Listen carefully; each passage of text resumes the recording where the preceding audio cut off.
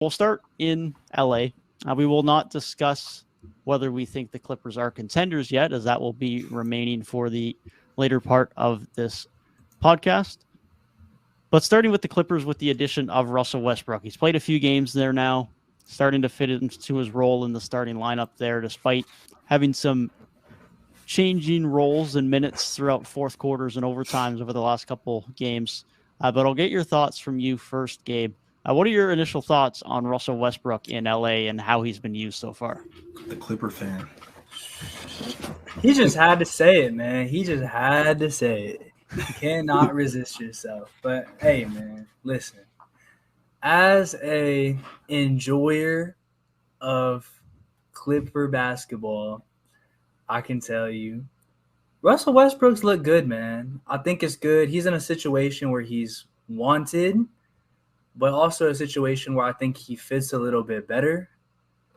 I think it's really nice that, for the Clippers' sake, he's probably the best point guard they've had on the team in the Kawhi PG era. Because, I mean, like, Reggie Jackson had a little streak where he was hot, but, like, overall, if you're saying who's a better player between those two, I'm probably going to take Russ in most situations. But just the way he's played the past two games, like, he ain't played bad, man. I know the Clippers haven't won, but it's like he looks good. And honestly, like, I was talking up their trade deadline and the additions he got there, but, like, he might be a better addition than all of them. So it's like I think this team is looking good moving forward, man. They got to get some wins together, kind of get their chemistry before you can really fully judge it, because, you know, I can't judge it fully off two games that are both losses. But give me a couple more weeks, and it's like maybe we'll see some really good stuff out of them. I like the way it is so far. I like it. They've not had a dynamic point guard, ever since, like, Chris Paul left. Like, they haven't had a dynamic playmaking point guard, especially with Kawhi and PG, which I think has been the biggest want for this team, ever since the bubble. Like, that was kind of the weakness that they had. So I like it a lot. Ty Lue's kind of weird sometimes with his rotations. Like, Russ not playing basically any minutes down the stretch was a little weird.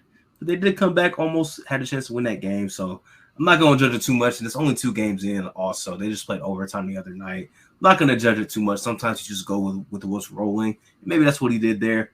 But we'll see. Like Gabe said, take maybe a couple of weeks to really digest and see how I really feel about this move and this team moving forward. Yeah, definitely. I mean, they've added a lot of pieces over the last couple of weeks now between the trade deadline and the addition of Russ. So the main thing is he's playing well. He's looked good. He's looked comfortable. Like you said, Tyrik, he's adding a lot of valuable dribble penetration, rim pressure, playmaking that this team just hasn't had. And that's been really valuable for them.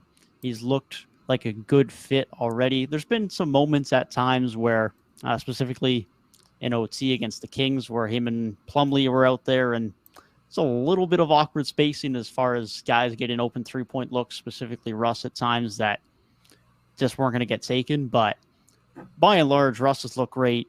The fits look pretty good. And the Clippers have definitely benefited from his addition.